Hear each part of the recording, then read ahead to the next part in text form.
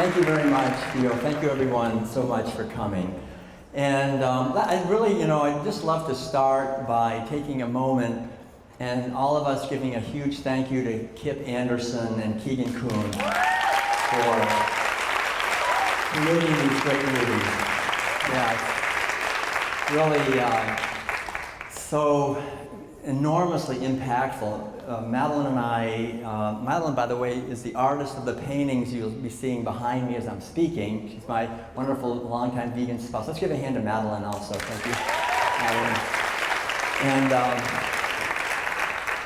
And as was just mentioned, the World Peace Diet's been translated now into 16 languages. There's quite a few more coming, and so we're traveling a lot to Asia, Africa, the Middle East, Europe, North and South America, and everywhere we go, we hear people saying, gosh, have you seen Cowspiracy, Cowspiracy, Cowspiracy, and what the hell?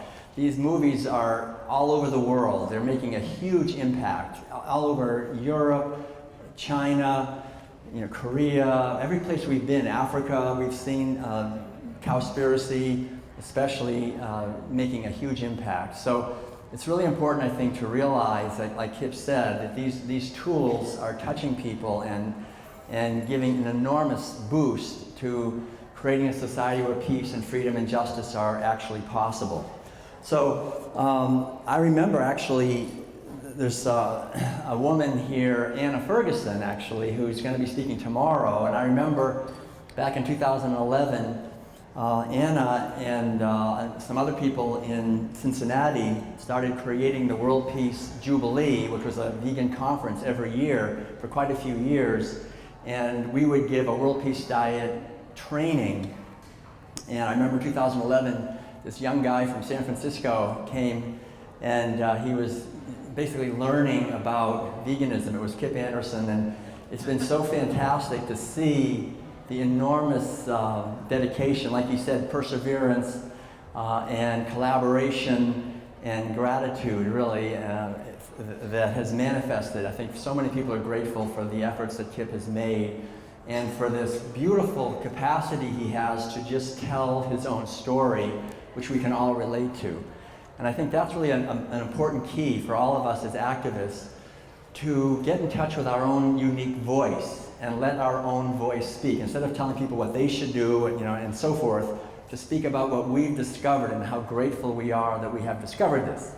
And I think that's one of the main messages I want to share with you today, is when we look, for example, at this beautiful painting of the beautiful earth, and how many of you at some point along the line have discovered that the earth is beautiful? A few of you? Ooh, let's hear it for the earth. This earth is so beautiful, and not only is the earth beautiful, it's abundant. She is abundant, and this enormous abundance could easily feed everyone on this planet on a fraction of the land. So the basic message here is enormously good news. We can feed everyone on much less land with a lot less petroleum and water and devastation, and we could have habitat come back, and the rivers heal, and the oceans heal, and the forests heal, and the climate and everything else. It's just a matter of questioning the core of our society. And so when we look and we see these beautiful foods that are given to us, the trees bring fruits, they don't charge us $5 a piece or anything, they just give them. And this is something that has always been seen as a tremendous gift, a grace that we're part of. We're part of something that's beautiful and life-affirming when we're on this earth, and we're part of this earth. And so the main thing I want to share with you this afternoon is to just understand, that's really why I wrote this book, The World Peace Diet, essentially to understand the big picture in our society, the underlying larger unfoldment that we're part of, and to realize, first of all, that all of us have been born into a herding culture. We don't think of ourselves as being born into a herding culture. When we look at the animals that we're eating, we don't realize that as little infants, we are in many ways treated as livestock ourselves. I mean, we're born into a society that's organized at its living core around owning animals as property for food and other products, but primarily food. and that this has been going on for about 10,000 years, but it is a herding culture. And so it took me about 35 years to figure this out. I've been a vegan now almost 40 years. And, thank you, since 1980. And I have to say, that's one of the great things, is that it just gets better and better. The food gets better, life gets better. I always say the smartest thing I ever did besides marrying Madeline was going vegan. It really is. It's such a tremendous gift to ourselves, our loved ones, future generations, hungry people, slaughterhouse workers, ecosystems, animals, future generations. On every level, there's no greater gift that we can give to the world than to make an effort to understand the consequences of animal agriculture, to wake up out of the consensus trance that is forced on all of us by virtue of being born into this society, and with that awakening, then to bring our unique way of sharing these ideas to the world, wherever that is, and to empower each other to do that. And I think the main way we empower each other essentially is to just be ourselves. When each one of us, when we're just being ourselves as a vegan and bringing this message, we create around us a field, I think, in a sense of liberation that touches other people, whether we speak or not. But the more that we speak out of living what veganism is, I think that's the key, is to make an effort to understand what veganism is. And what is veganism, essentially? It's love. That's really what it is. And I know that if we found our way through this door here, there's one thing that brought us here, and it is the capacity and the yearning to care and to love and to develop kindness and respect and awareness and build consciousness. And this is, I think, based on the idea that our life is precious because we're only here for a few short years. And so when we look into the eyes of these animals, we can see there's someone in there looking out at us. But being raised in a herding culture, we're taught from the time we're little infants that these are not beings, these are commodities. We buy and sell them by the pound. And so this is a tremendous wound that we've all endured. We've all been wounded by this, whether we're longtime vegans or, I'm still healing that wound psychologically and spiritually in consciousness, because it essentially shuts down our natural wisdom and compassion, empathy, and intelligence to be born in this kind of a society where routinely we're not just learning and seeing animals being treated as objects, but we're participating ritualistically in eating them. And so it's very important to understand this, that herding societies developed 10,000 years ago in what is today Iraq. There's a whole chapter on this in the World Peace Diet. I won't go into it in depth, but and this is still happening. Now today it's industrialized. It's on a massive scale. We don't see the animals anymore. Most of us are not actively herding animals. We're just a tiny minority now. It's all done by machines and high tech, but we've lived actually in an RV, Madeline and I, for 17 years, traveling North America, giving lectures, promoting veganism and so forth. And we could see everywhere in North America, and we see it worldwide, has been enslaved to monocropping, where you just grow genetically engineered corn and soy and alfalfa by the millions upon millions of acres. It's a war against nature, and the animals themselves eat most of the food that we're growing, as we know, and they're confined in these stinking sheds where they never see the light of day until the one day they're taken out and hung upside down by one leg, and their throats are slashed and they're killed and eaten. But this basic practice is the biggest thing we're doing. There's nothing bigger. There's nothing that takes more land, more water, more energy, more anything than herding animals. Herding. It's industrialized, but it's herding. Whether it's a small backyard operation or a huge mega farm, it's herding animals. And so all of us are forced, by the time we're little infants, to sit and not just watch adults eating the flesh and secretions of horribly abused animals. We have to sit there and eat it also.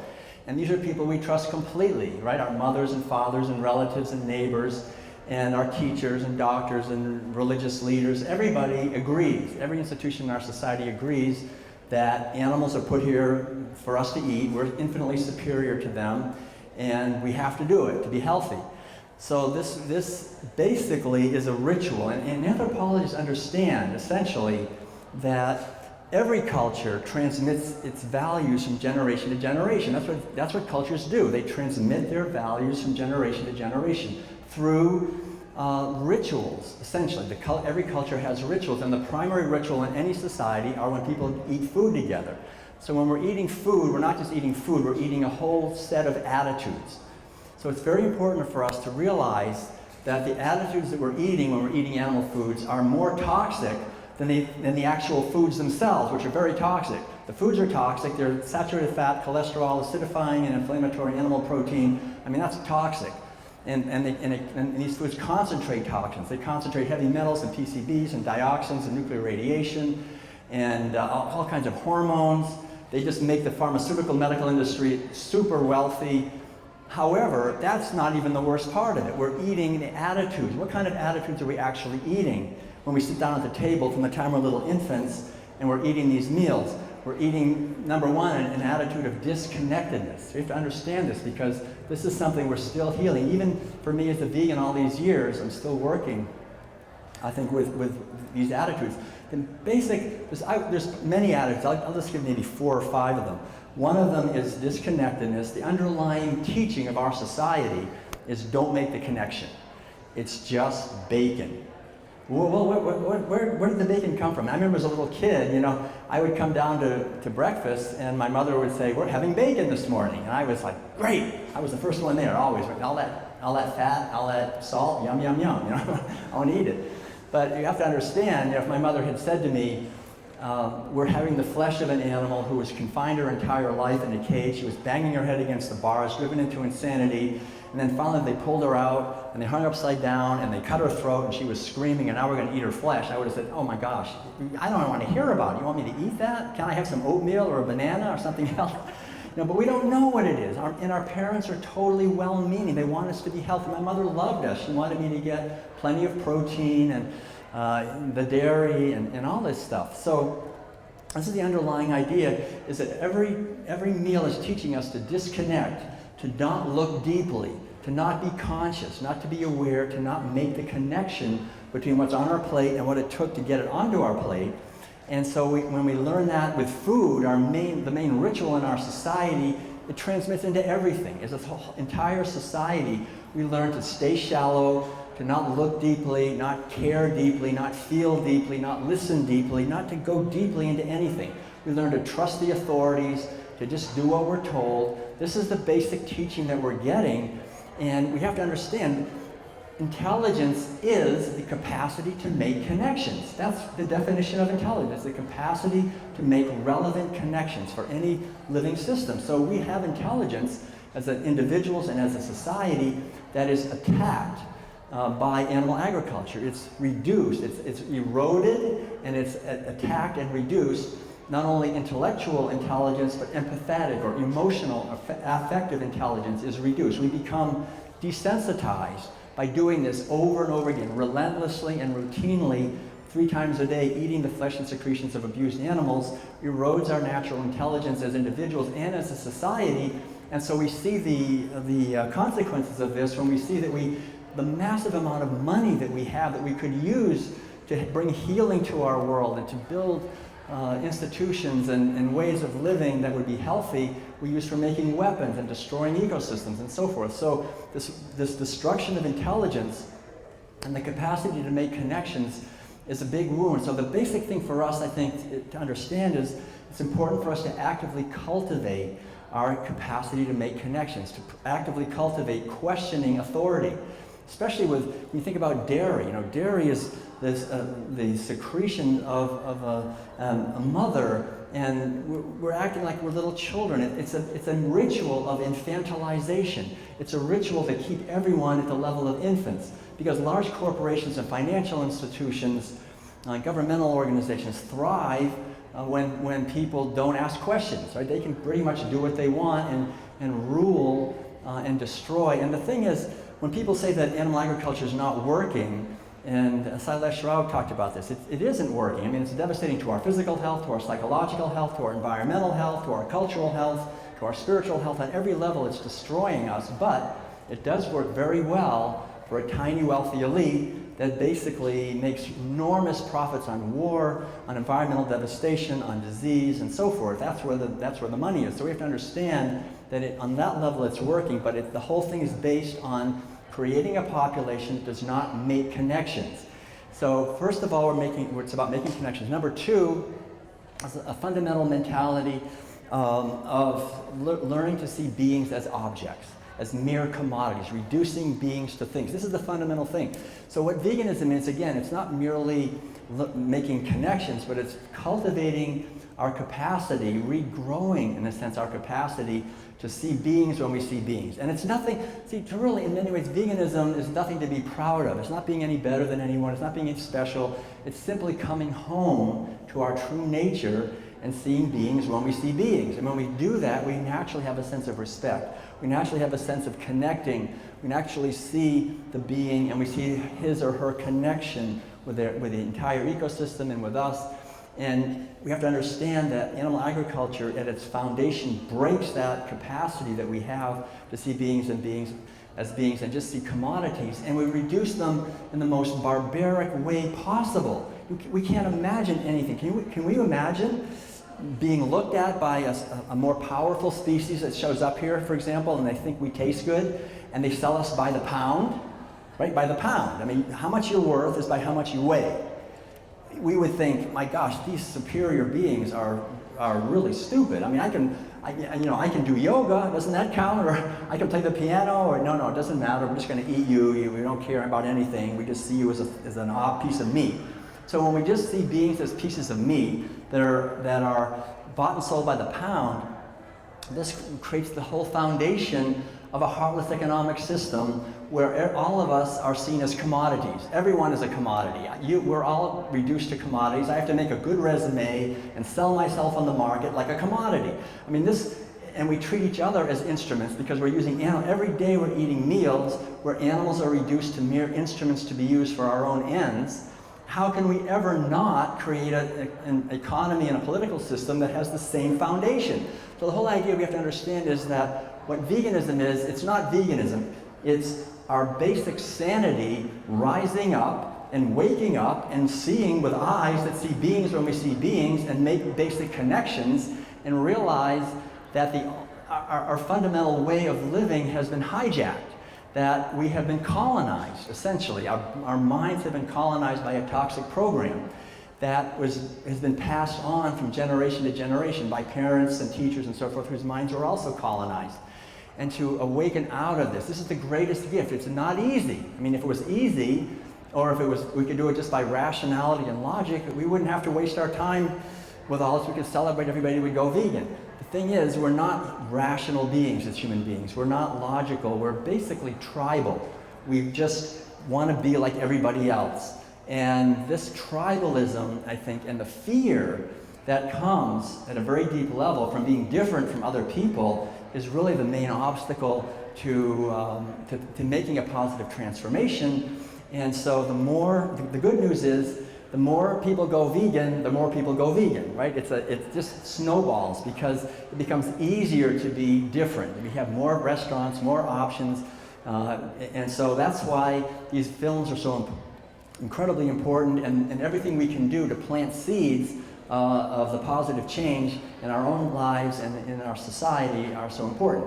So that's the second one. The third one is basically a mentality of privilege and elitism. We have to understand that too. Every meal essentially is, the subtext of that meal is certain beings are inherently superior, other beings are inherently inferior, and it's totally fine for the superior beings to dominate and exploit and oppress however they want the inferior beings. So we're eating this every single day.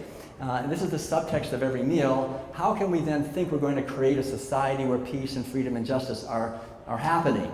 It's not going to happen. We are ourselves the cows and pigs and chickens and so forth that we're abusing and dominating, in the sense that we sow those seeds, and whatever seeds we sow return to us. Everything boomerangs back. I spent years studying Buddhism. I was a Zen monk in Korea. The fundamental, and I used to teach actually college courses in comparative religion. I've always loved studying the world religions and spending as much time as I could in retreats and meditating and just trying to quiet my mind, because I realized my mind had been colonized, right? If I'm listening to my mind, I'm listening to Walmart, right? I'm listening to my parents. I'm listening to, it's ridiculous. We gotta learn to get out of that, get out of our mind and connect with the inner silence that is like the sky, that is infinite and eternal, and it's our true nature, and it's free, and it's totally filled with light and joy. That's our true nature. And this eternal aspect of who we are, of what we are, our true nature, is always shining. And so when we can connect with that, then I think we can see through this colonization, these programs. And even as vegans, we can blame and condemn and judge other people. We have to remember that this is part of the program that's been, the herding culture has been injected into us. So some people think that, if we go vegan, we're done, right? I'm vegan now, I'm perfect. I have nothing more to do. They're the problem, not me. I'm not the problem anymore, it's them. You have to realize going vegan is just the first step. It's a great step, but we have a lot more we can do to cultivate what veganism actually is as love and awareness and creativity to not only share this message, but to embody this message. I think that's really the key, is that we're living this and we're embodying this. And I think I'll say one more of the main attitudes that we really have injected into us, which are devastating. The fourth one is the domination of the sacred feminine. And I think what's really important to get this at a deep level. Animal agriculture is not what people say. People say animal agriculture is owning animals and killing them and eating them. That's true, but that's only half of it. Animal agriculture is owning animals and raping them and stealing their babies and then killing them and killing their babies and eating them. It's about the domination of the female. At the fundamental level, it's about the domination, exploitation, and oppression of the feminine dimension. It's primarily of mothers giving birth to babies and nursing and nurturing those babies. I mean, we all know in our bones if there's anything that we should have some sense of respect for and not mess with, if there's anything sacred, it's mothers giving birth and nurturing those little babies, and the love that they have and the support. And we all know intuitively in our bones that this is the most sacred thing. If we ourselves do not get this, right? If we ourselves as human beings do not get love when we're little infants and caring, we are going to be very unhealthy. Physically, we'll probably die. Psychologically, we'll be really messed up. Culturally, if this is what happens in our society, we'll have an insane, crazy society. So what we do to animals by the millions every day, more than the millions. I mean just a massive level of raping animals, cows, pigs, chickens, turkeys, ducks, geese. They're all impregnated against their will on what the industry refers to as rape racks. As soon as they give birth to babies, that's their baby. Any backyard operation, when a pig or a chicken gives birth to her little baby, that's my baby, right? No, that's not your baby. I own you, I own your baby. I'm going to steal the baby, I'm going to kill the baby, I'm going to impregnate you again, I'm going to steal your baby again, I'm going to kill your baby again, I'm going to steal it again, then I'm going to kill you. And this is what we're doing. We live in a society, this is going on in the background by the millions every day, and yet we pretend that we don't see it. And so we have to understand that this has enormous consequences for us as individuals, wherever we are in our journey, whether we're already vegans or if we're still moving in that direction, whatever it is, it creates an entire society where the sacred feminine dimension of life, I call this in the World Peace Diet Sophia. Sophia was the ancient Greek goddess of wisdom and represents, I think, within us the capacity that we all have to love and care and nurture life. And what animal agriculture does essentially is it just shuts down Sophia in everyone. And it creates a society where we harden our hearts and we just take what we want, we use what we want, and this devastation and repression of Sophia is really, I think, the spiritual sickness that gives rise to such perverted use of our resources and institutions of religion and government and science that just destroy life, destroy everything. So what veganism is essentially is the key. It's like it's going to the very root of the problem. We're going right to the source and working to transmute that in ourselves, because we'll never have human liberation without animal liberation. Human liberation requires us to give what we want to receive. This is when I used to teach college courses in comparative religion, I realized every religion in the world, this is their basic teaching, is whatever you most want for yourself, give that to others. whatever we sow, we will reap. Whatever we put out will come back.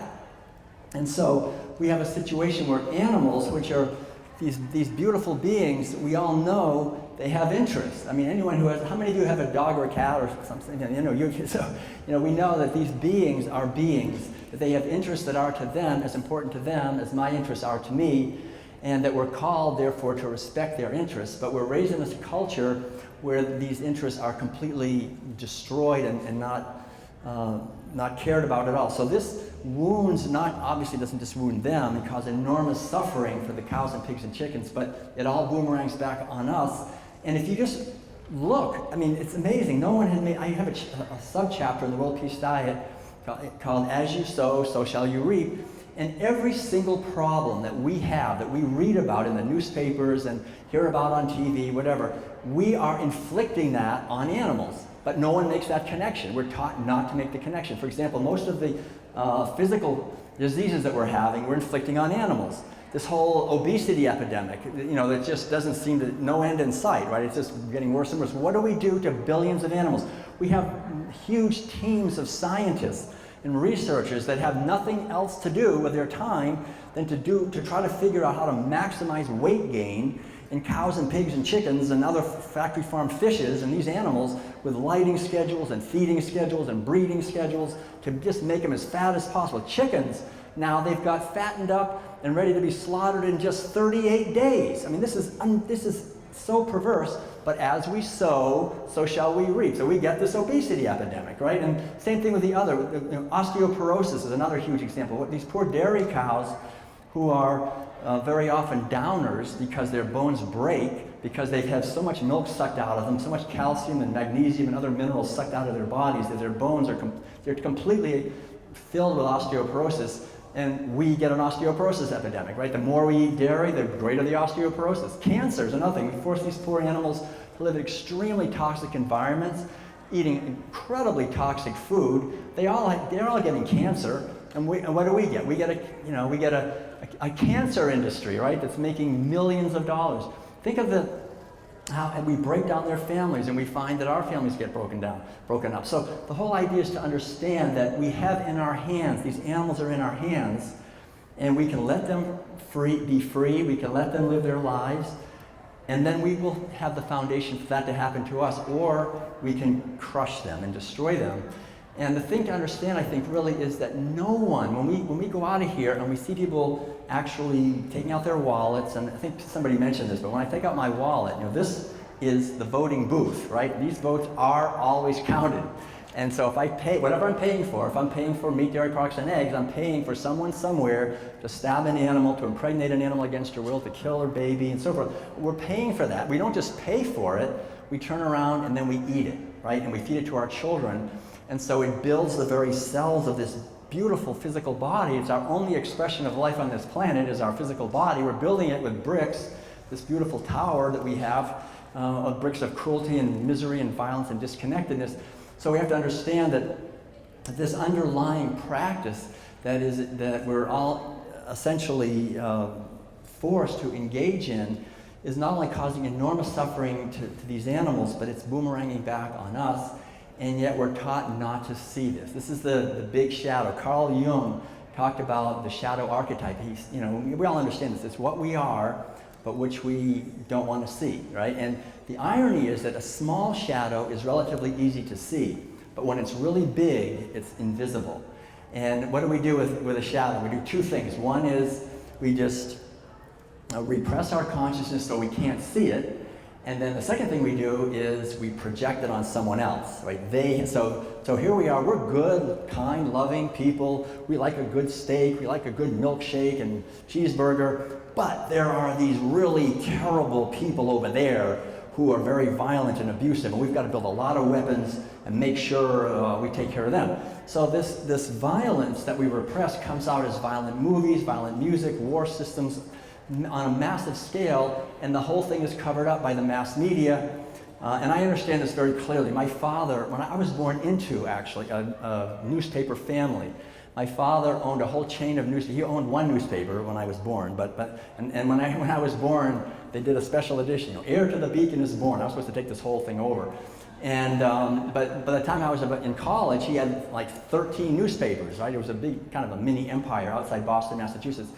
And but I learned growing up that you do not run news stories that your advertisers don't like, because advertisers, that's who pays the bills. And so what we have to understand that the media, when we consume media, we're consuming the story of the biggest advertisers, which are the meat, dairy, egg, pharmaceutical, chemical, petroleum, these industries. They basically buy the narrative. They basically buy the narrative that we're all supposed to consume. The narrative is the greatest power. The only reason animal agriculture is continuing is because of the narrative.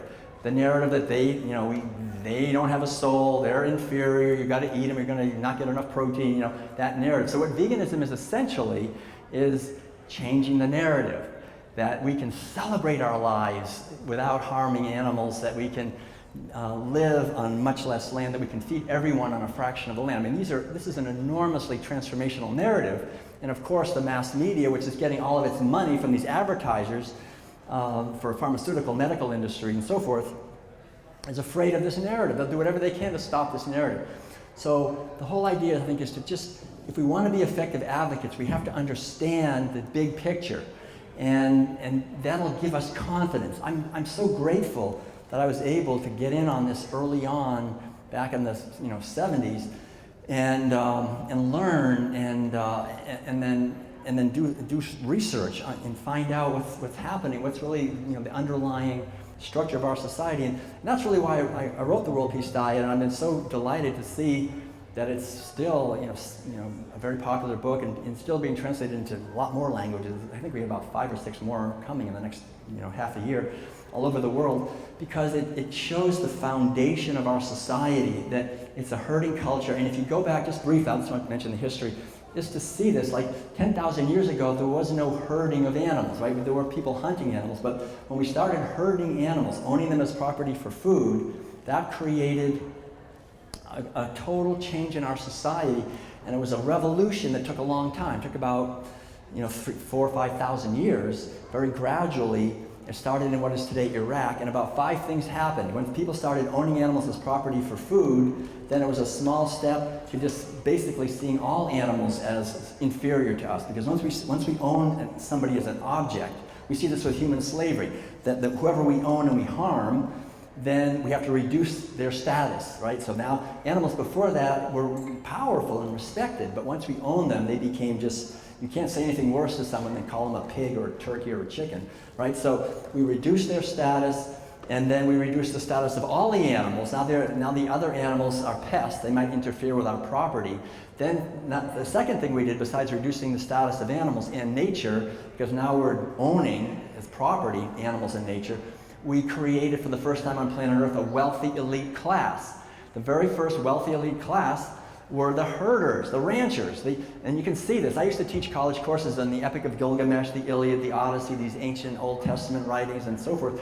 And you just read these old writings, and you can see today, these are only 3,000 years old, and you can see already there's the kings, right? This class. And they dominate militarily and politically the societies of the time. And why are they rich and powerful? It's only one reason: they own livestock. Livestock are wealth. The more livestock you own, the wealthier you are. So this system has come through the ages.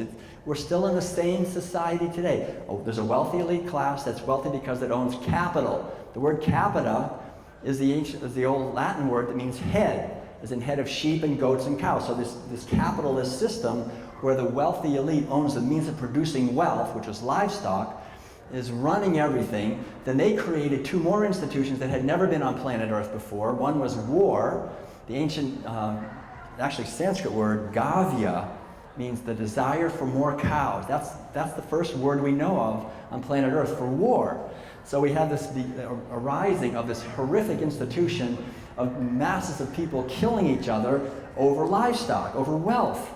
And land for their livestock. I used to teach Plato's Republic. He says very clearly, if we're going to eat meat, then we have to go to war. They understood that 2,000 years ago, 2,500 years ago. So this is what happened. We had the war, and then what came with war? Slavery.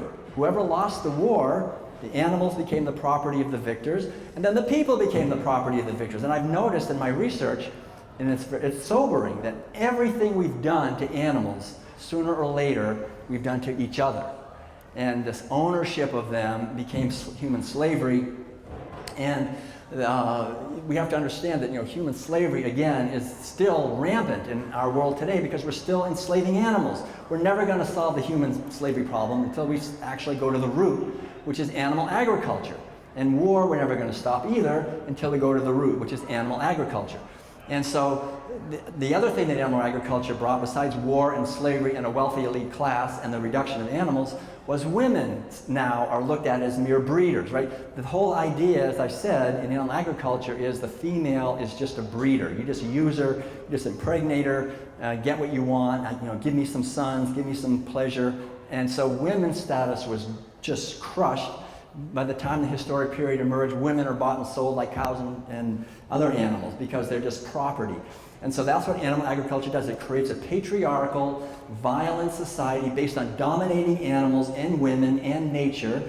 And then the role model for young boys to follow, which, little boys are so beautiful, but they have to become hard and tough and disconnected and capable of violence against women, against rival herders, against animals. This is the macho male that you're going to have. There's no more devastating force on planet Earth than hard, tough, disconnected males. That is what animal agriculture creates. And all of the role models and the meals, you just eat the food, you just kill the animals, it enforces that on us, and we're wounded by it. We're all wounded by the role models.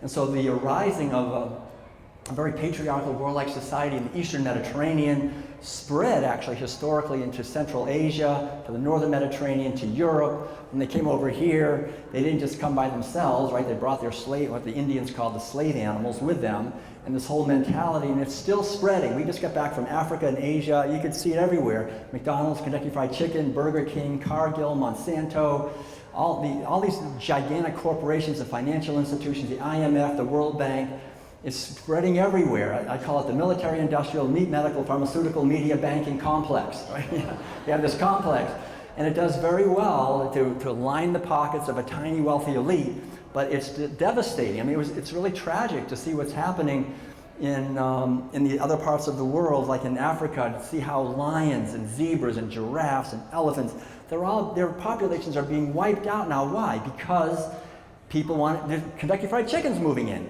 and burger joints are moving in, and they want to eat like us because they're being pushed to do this. They have to follow the Western model. And so now, instead of allowing elephants to roam freely, now the elephants are a pest, right? They're trampling on my corn, my genetically engineered corn, my genetically engineered soy. We've got to kill all the elephants, kill the lions, kill the giraffes. So this absolute war against nature. I mean, it's really huge here in the United States. I guess you all know that the Department of Agriculture has it's called, it's an agency that just kills animals. It's called Animal Services. Yeah, Wildlife Services. And basically, you just go to their website, they're killing literally tens of millions of animals every year. The most beautiful animals, like red-winged blackbirds, nearly 1 million are killed every year at the request of ranchers, as well as, of course, coyotes and bears and bobcats and wolves and prairie dogs and swans and geese and ducks and otters and skunks and opossum. And any animal trying to make her living out there is just hated because we want nothing but our livestock. It's an absolute war against nature. It's a war against human beings. It's a war against everything. So we have to really understand this, that people are wounded. So how do we then become effective in our advocacy? And I think this is the key thing, is that to heal. Oh, thanks. Okay.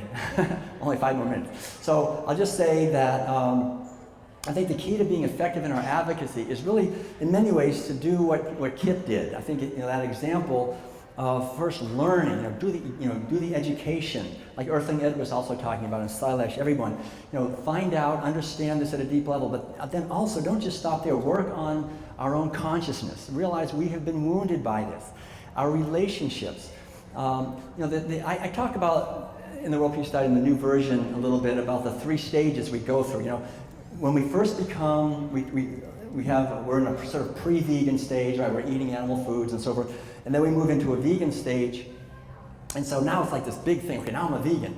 That beginning stage is typically very difficult because we're just so different from everybody, right? And we have all this resistance, right, from our family very often, by colleagues, co-workers, the doctor. Don't tell the doctor you're vegan, you'll never get out of there alive, just don't say anything about it.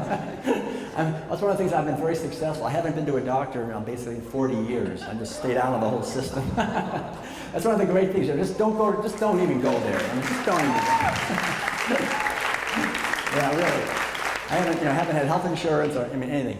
And I'm 65. And I guess maybe I'll get Medicare. But the whole idea is to realize that we are designed to be healthy, but when we become vegan, we're on a learning curve, right? So that's the beginning stage, and it's a difficult stage because there is a lot to learn. It's like, well, gosh, I take this away. Where am I going to get my protein? How do I answer these questions? People say, gosh, you're a vegan, but that's stupid because if everyone went vegan, cows would take over the earth. And you think, oh God, I didn't think of that. What do I say to that? So we have to figure out how to answer all these very brilliant objections to people. I have to say the good news is that Madeline and I have been traveling, for 38 years promoting veganism, and I've never heard a question yet that held any water against veganism. You can't. We're not designed, raping and killing, there's no reason to do it. But anyway, so the beginning stage is difficult. If we get through that, we get to the second stage of veganism, which is what I refer to as the angry vegan stage. And this is not that great either, because now we've learned and we know how to answer people's questions. We know how to make meals that are delicious and nutritious. We know how to bring delicious food to people. But now very often we're angry all the time, or we're depressed, because who's watching all the undercover YouTube videos? It's vegans, right? The people who are eating animals, they don't want to watch that stuff. So we're watching this and we're going, oh my gosh, did you see what they're doing to animals? And you want to try to tell people, they don't want to hear about it. So we want to shake them until they go vegan, right? We're just going to shake you until you finally go vegan. But we find out that doesn't really work. So some of us avoid the angry vegan stage by what I refer to as the closet vegan stage, where we just say, I'm not going to talk about this anymore. No, it's just like, forget it. Just let me eat my tofu and leave me alone. But the good news is there is a third stage I refer to as deep veganism. And this is when we get beyond the angry stage. We can be outraged. I think that's different. But anger is essentially a mentality of exclusion. And the whole animal agriculture rides on a mentality of exclusion. We want to not be feeding that mentality. So I think the idea is when we get to deep veganism, as we realize, first of all, that how everyone is wounded. We're all forced from the time of little infants to participate in these mealtime rituals by our parents, people we trust completely.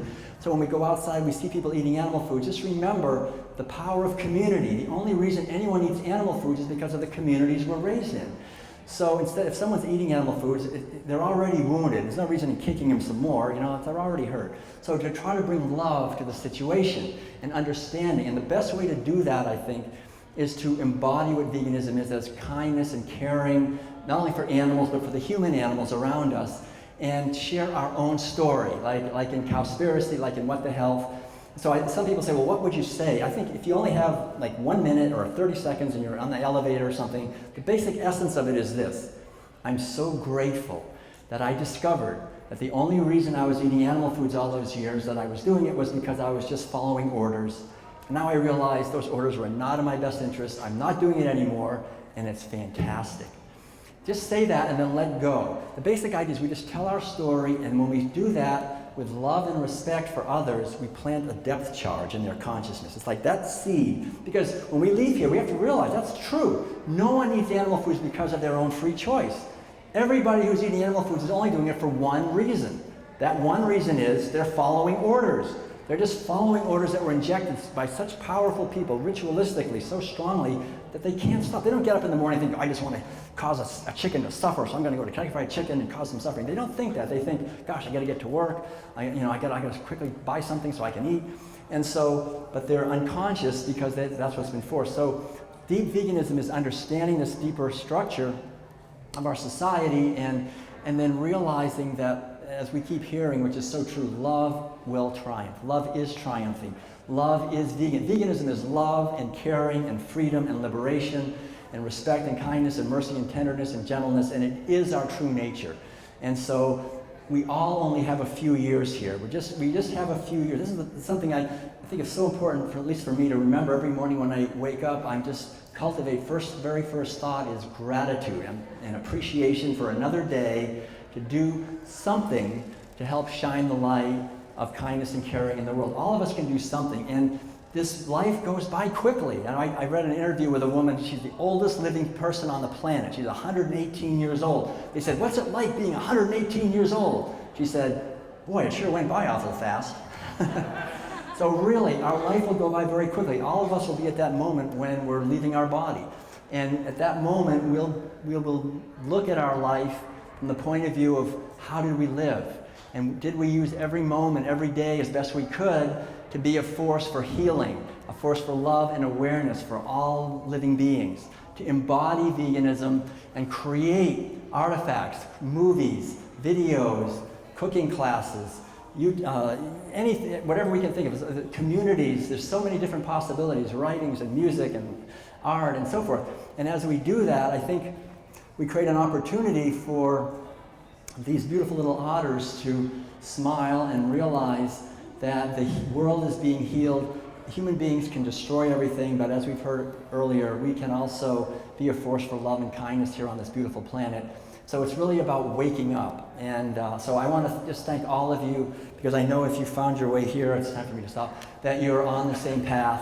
And I just want to send all my love and appreciation to you, and know that this wave of veganism, as we travel this planet, we see it everywhere. We see vegan restaurants in Mumbai and Dubai and all kinds of buys. You know, they're everywhere. So it's coming and it's happening, and there's communities and so forth. And it's an unstoppable wave to just feed it every day. Just keep feeding this, and know that this veganism is something much deeper. It's an awakening that is unstoppable. So much love to you all. Thank you so much for your efforts. Thank you.